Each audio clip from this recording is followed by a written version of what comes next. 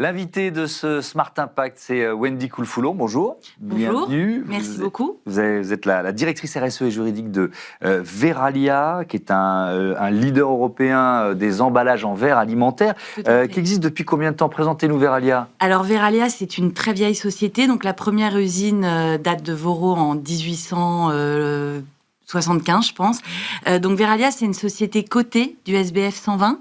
Donc comme vous dites, c'est le premier leader européen des pots et bouteilles en verre et le 3e mondial. Donc c'est en tout dans 12 pays, donc principalement en Europe et en Amérique latine, 35 fours, 11 000 salariés, 3,5 milliards de chiffre d'affaires. Ouais. Verallia, ça vous accompagne du petit déjeuner au dîner, avec le pot de confiture jusqu'à la bouteille de champagne. Oui, effectivement. Et avec effectivement cet enjeu de ces fours qui sont évidemment très consommateurs d'énergie. Déjà, je voudrais qu'on parle de vos objectifs et du point de départ. Il faut toujours mesurer son impact. Comment vous mesurez l'impact environnemental de votre production de verre ?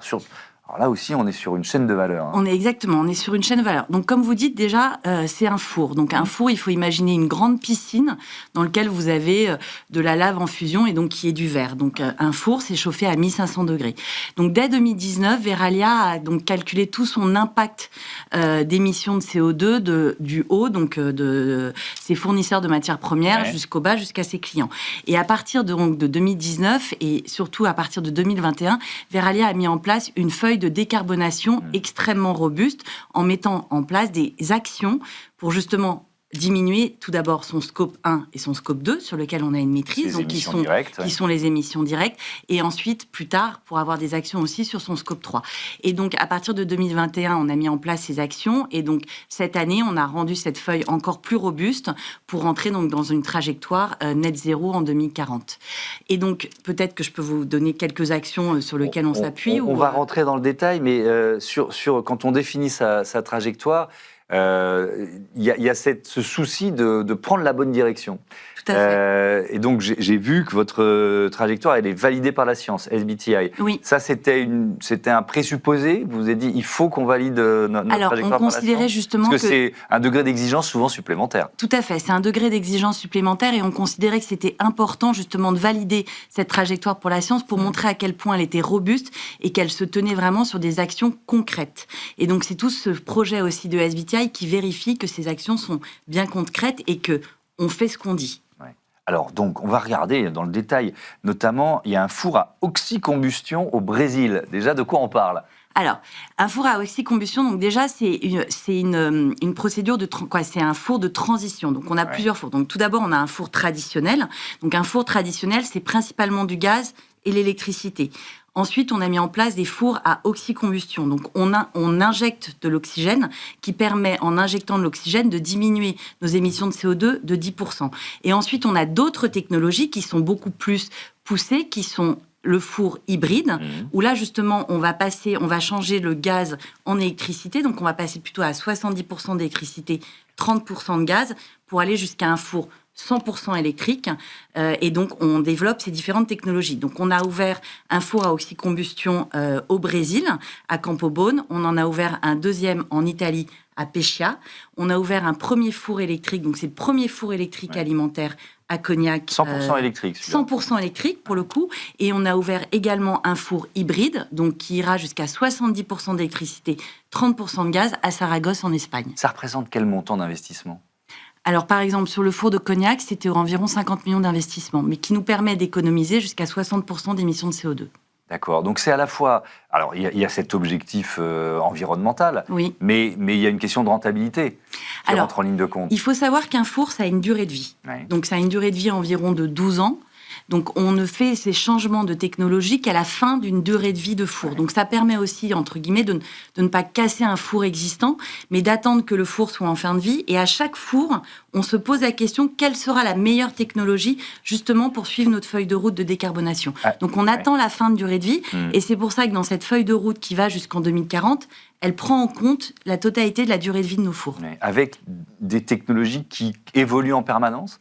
C'est-à-dire le four à oxycombustion, moi je suis je connais pas le secteur. C'est une technologie qui existe depuis longtemps, c'est une nouvelle technologie. C'est donc donc comme je dis, c'est quand même une technologie de transition. Donc c'est celle qui va nous permettre d'atteindre justement des technologies plus poussées. Non, c'est pas une technologie qui existe. En tout cas chez nous, c'était les premiers fours qu'on a fait avec ces combustions.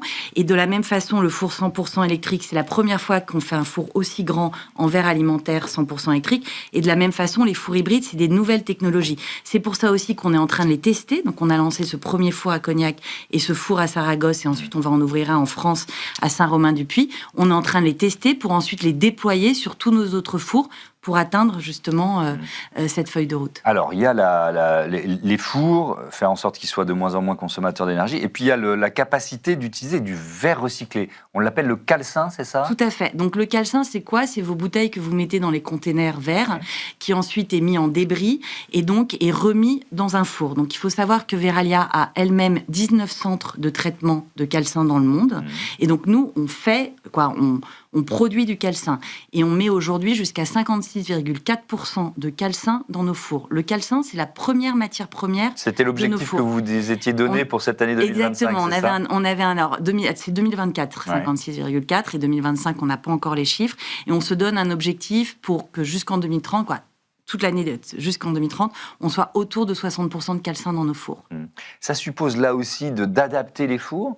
Ou pas forcément ? Non, pas forcément. Ça ne suppose pas d'adapter les fours. Après, il faut savoir que suivant la couleur du verre, donc si vous avez un verre blanc ou un verre vert, vous n'allez pas pouvoir mettre la même quantité de calcin dans le four. Par exemple, sur un verre vert, vous pouvez mettre jusqu'à 80% de calcin, ce qui n'est pas le cas pour un verre blanc. Quelles innovations supplémentaires, justement, il faudrait pour aller encore plus loin dans l'utilisation de verre recyclé ? Alors, on travaille bien évidemment dans nos centres de traitement à avoir une meilleure qualité de calcin. Donc, c'est aussi avec des caméras qui vont pouvoir voir exactement qu'est-ce qui est le verre et qu'est-ce qui sont d'autres matériaux qu'il va falloir enlever. Donc, pour arriver jusqu'à 95% de qualité de calcin qui sort de nos centres de traitement. Donc tout ça, on travaille dessus pour nous permettre d'avoir de plus en plus de calcin. Ensuite, bien évidemment, ce qui est important, c'est la collecte. Donc c'est pousser les gens à apporter maximum de leurs bouteilles dans les containers pour augmenter la collecte. Aujourd'hui, en France, on est aux alentours de 80% de collecte de verre consommé. C'est un des produits les mieux recyclés. C'est un des produits les mieux recyclés, mais on aimerait arriver en 2030 à 90% de collecte de verre recyclé. Ouais. Grâce à quoi ? C'est de la campagne de consommation ? Exactement, c'est de la campagne d'information, c'est dire aux gens ne jetez pas votre bouteille dans la poubelle normale, c'est mettre le maximum de points de collecte dans les villes pour permettre aux gens d'apporter leurs bouteilles, donc c'est pousser au maximum. Vous voyez vraiment le lien, pardon de vous interrompre, le lien avec les infrastructures, entre guillemets, c'est-à-dire avec les points de collecte, plus il y a de points de collecte, plus il y a de collecte ? C'est aussi mécanique que ça, d'une certaine façon ? C'est assez mécanique. On est dans des pays où justement la collecte n'est pas aussi développée qu'elle peut l'être en Europe, donc par exemple en Amérique latine. Et donc on voit que là, pour le coup, notre collecte est beaucoup plus faible qu'elle ne peut l'être en Europe. Donc oui, il y a un vrai lien entre la facilité d'apporter dans le point de collecte et le verre qu'on peut remettre, le verre recyclé qu'on peut remettre dans nos fours. Ouais. Alors, il y a aussi le développement de la consigne, qui est une bonne nouvelle, mais alors, j'imagine que c'est une forme de concurrence pour vous. Alors, on ne considère pas du tout que la consigne est une forme de concurrence. Verallia a toujours considéré que la consigne nous permettrait de remettre du verre dans des produits sur lesquels on n'est plus. Il faut savoir quand même que le verre, c'est magique. Donc le verre, c'est déjà, comme vous le disiez, c'est 100% recyclable indéfiniment. Une bouteille pourra refaire une bouteille indéfiniment. Et surtout, c'est le contenant qui permet aucun transfert entre le contenu et le contenant. Donc, on espère bien qu'avec la consigne, on va pouvoir reprendre des parts de marché sur certains produits sur lesquels Verallia n'est plus, ou les verriers sont moins. Par exemple, les jus, le lait, on pourrait totalement retourner sur ces secteurs-là par la consigne. Et donc, Verallia a toujours cru à la consigne. Donc, d'ailleurs, on a organisé en 2022 un Reuse Lab qui a permis de mettre tous les intervenants qui travaillent sur la consigne autour d'une table. Donc le premier en France, on en a fait ensuite en Italie et au Brésil. Et on a également pris une participation dans une société qui s'appelle Bout à Bout, qui fait du nettoyage de contenants en verre, justement pour relancer la consigne. Et on travaille aussi avec Citeo sur leur programme Aircœur pour mettre en place des bouteilles plus standards pour relancer la consigne. Donc non, on est très confiant que la consigne pourrait permettre au verre de retourner sur certains segments sur lesquels le verre est moins présent. Ouais, alors on a beaucoup parlé des scopes 1 et 2.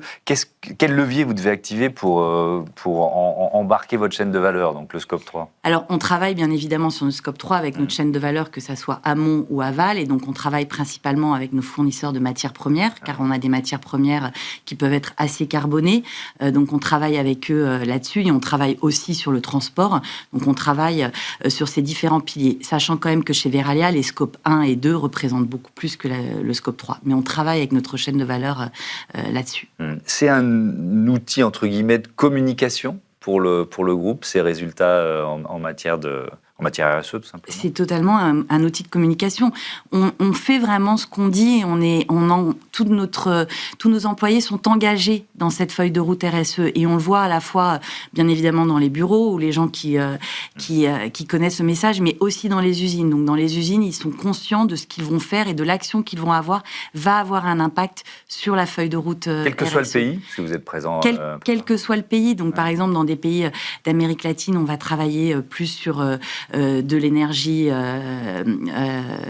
décarbonée, donc décarbonée en France et de l'énergie renouvelable dans les pays d'Amérique latine. Et les gens sont concernés et sont contents et sont fiers. C'est énormément de fierté au sein de Verallia d'avoir cette feuille de route extrêmement robuste. Merci beaucoup, Wendy Coulfoulon, et à bientôt sur Be Smart for Change. On passe tout de suite à notre débat, les liens entre dérèglement climatique et santé mentale.